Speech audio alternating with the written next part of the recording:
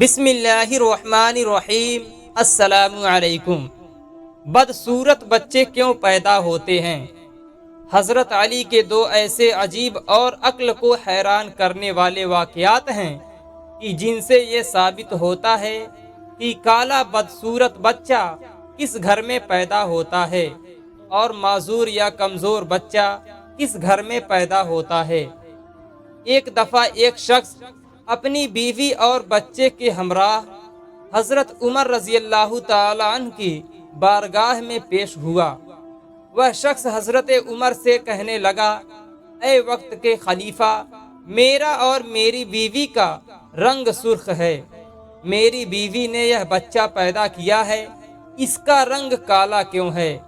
مجھے تو ایسا لگتا ہے کہ یہ بچہ میرا نہیں ہے، میری بیوی نے کسی کے ساتھ بدکاری کی ہے، جس کی وجہ سے اس بچے کا رنگ ہم دونوں کے ساتھ نہیں ملتا۔ وہ شخص بار بار اپنی بیوی پر الزام تراشی کر رہا تھا۔ بیوی نے روتے ہوئے حضرت عمر سے کہا، اے امیر المومنین، میں سچ بول رہی ہوں، میں نے کبھی بھی امانت میں خیانت نہیں کی ہے۔ یہ جو میرا خاوند ہے، یہ بچہ اسی کا ہے۔ میں نے ہر وقت اپنے شوہر کے ساتھ وفاداری کی ہے۔ میں نے ہمیشہ اپنے خاوند کی موجودگی اور غیر موجودگی میں اپنی عزت کا خیال رکھا ہے۔ میرا شوہر مجھ پر یقین نہیں کر رہا ہے۔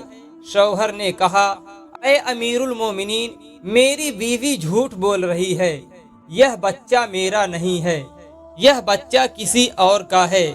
اگر یہ بچہ میرا ہوتا تو اس کا رنگ ہم دونوں جیسا ہوتا۔ اس بچے کو دیکھ کر صاف صاف ظاہر ہوتا ہے یہ بچہ میرا نہیں ہے۔ میری بیوی جھوٹ بول رہی ہے۔ بیوی مسلسل زارو قطار رو رہی تھی۔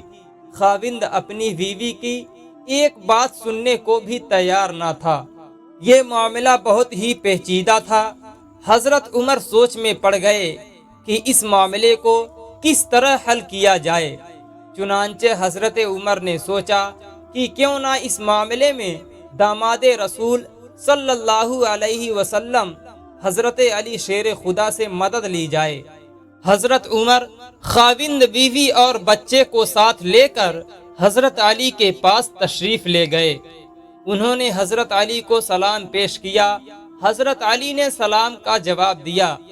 حضرت علی نے دریافت کیا، اے عمر، کیسے آنا ہوا؟ حضرت عمر نے فرمایا، اے علی، ہم یہ مسئلہ معلوم کرنے کے لیے آپ کے پاس آئے ہیں۔ تو حضرت علی نے خاوند سے کہا، اے بندے، میں جو کچھ بھی پوچھوں گا تمہیں اس کا جواب سچ سچ بتانا ہے۔ اس شخص نے کہا، ٹھیک ہے، پوچھئے کیا پوچھنا چاہتے ہیں، میں آپ کو سچ بات ہی بتاؤں گا۔ حضرت علی نے پوچھا، اے اللہ کے بندے، جب تیری بیوی حالت حیض میں تھی کیا تو نے اپنی بیوی کے ساتھ ہم بستری کی تھی؟ یہ سوال سن کر آدمی نے کچھ لمحے کے لیے خاموشی اختیار کی، پھر کہنے لگا، ہاں، یہ بات سچ ہے کہ میری بیوی حالت حیض میں تھی تو میں نے اپنی بیوی کے ساتھ ہم بستری کی تھی۔ حضرت علی فرمانے لگے، اے بندے، یہ بچہ تمہارا ہی ہے، بلا وجہ اپنی بیوی پر الزام تراشی نہ کرو۔ جب تو نے بیوی کے ساتھ حیض کے دنوں میں ہم بستری کی تھی تو تیرا نطفہ تمہاری بیوی کے سیاہ خون کے ساتھ مل گیا، جس کی وجہ سے بچے کا رنگ سیاہ ہو گیا ہے۔ اگر تم بیوی کے ساتھ حالت حیض کے دنوں میں ہم بستری کرو گے تو بچہ کالا اور بدصورت ہی پیدا ہوگا۔ اے شخص، آج کے بعد یہ بات اپنے ذہن میں بٹھا لو کہ حدیث اور قرآن میں حیض کی حالت میں ہم بستری کرنا حرام اور سخت گناہ قرار دیا گیا ہے۔ اگر کوئی بندہ اس بات کا علم رکھتے ہوئے بھی اپنی بیوی کے ساتھ ہم بستری کرتا ہے تو اللہ تعالیٰ ایسے بندے سے سخت ناراض ہو جاتا ہے اور وہ بندہ جلد ہی اللہ تعالیٰ کی سخت پکڑ میں آ جاتا ہے۔ اب ہم آپ کو بتاتے ہیں کہ معذور اور کمزور بچے کن گھروں میں جنم لیتے ہیں۔ مدینہ منورہ کا واقعہ ہے۔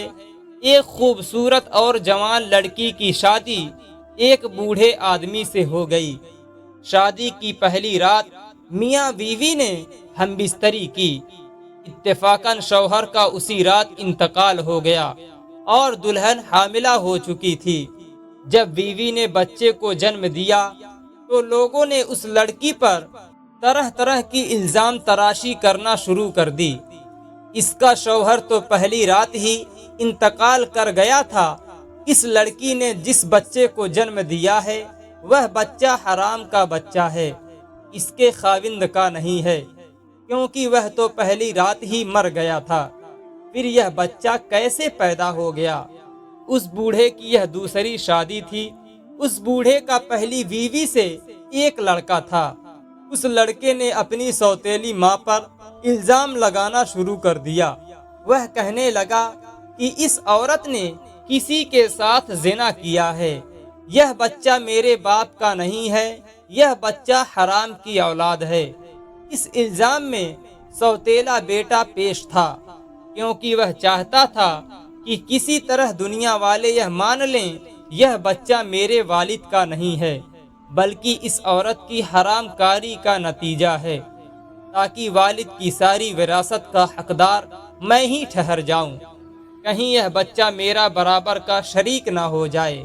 اس وجہ سے بوڑھے کے بڑے بیٹے نے اپنی سوتیلی ماں پر الزام تراشی کی کہ میرا باپ تو شادی کی پہلی رات ہی مر گیا تھا، تو یہ بچہ کہاں سے آ گیا ہے؟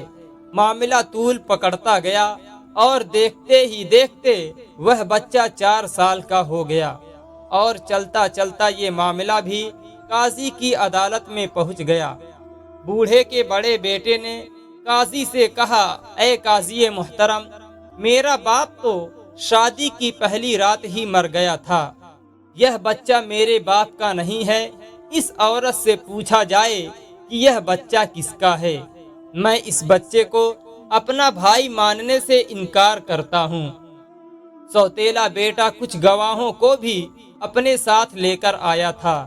گواہوں نے بھی یہی گواہی دی کہ اس کا باپ تو پہلی رات ہی مر گیا تھا، یہ بچہ اس کا بھائی نہیں ہے۔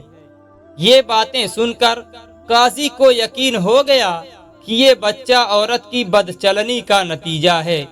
چنانچہ قاضی صاحب فیصلہ کرنے ہی والے تھے کہ حضرت علی عدالت میں تشریف فرما ہوئے۔ جب حضرت علی نے سارا قصہ سنا تو حضرت علی نے بڑے بیٹے سے سوال کیا، اے بچے، یہ دونوں میاں بیوی کتنا عرصہ اکٹھے رہے، اور جس بچے کو تم اپنا بھائی ماننے کو تیار نہیں وہ بچہ کہاں ہے؟ بڑے لڑکے نے جواب دیا، اے علی، وہ بچہ اس وقت ہمارے پاس نہیں ہے۔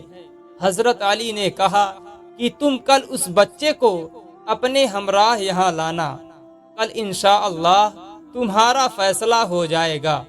اگلے دن وہ لڑکا اپنے سوتیلے بھائی کو ساتھ لے کر آیا اور کہنے لگا، یا علی، یہی وہ بچہ ہے جس کو میں اپنا بھائی تسلیم نہیں کرتا ہوں۔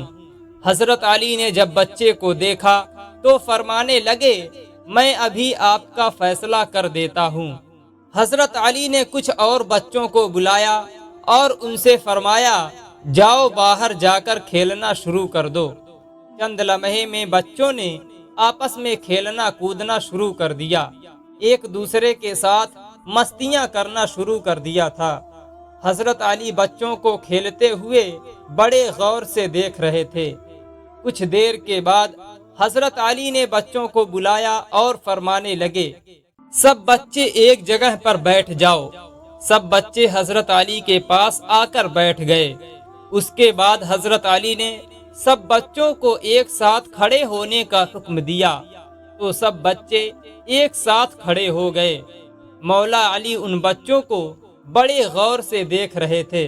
حضرت علی نے دیکھا یہ سب بچے بڑی آسانی کے ساتھ کھیل رہے ہیں، بیٹھ رہے ہیں، کھڑے ہو رہے ہیں، ان کو کھیلنے، بیٹھنے، اٹھنے میں کوئی دقت نہیں ہو رہی ہے۔ تبھی حضرت علی نے دیکھا کہ جس بچے پر الزام لگایا جا رہا تھا اس بچے کو بیٹھنے اور اٹھنے میں کافی دقت ہو رہی ہے۔ آپ نے فیصلہ یہ سنایا کہ یہ بچہ اسی بوڑھے شخص کا ہے، کیونکہ اس بچے میں کچھ کمزوریاں ہیں جس کو دیکھ کر یہ ظاہر ہوتا ہے کہ بوڑھے باپ کا بچہ ہے۔ باقی سب بچوں کو کسی قسم کی دقت نہیں ہو رہی ہے، وہ بآسانی سے چلتے پھرتے اور کھیلتے ہوئے نظر آتے ہیں۔ ان میں کوئی کمزور نہیں آ رہا کیونکہ وہ جوان باپ کی اولاد ہیں۔ اللہ پاک سب کو صحت مند اور خوبصورت اولاد سے نوازے، آمین۔ دوستوں، امید ہے آپ کو آج کی یہ ویڈیو پسند آئی ہوگی۔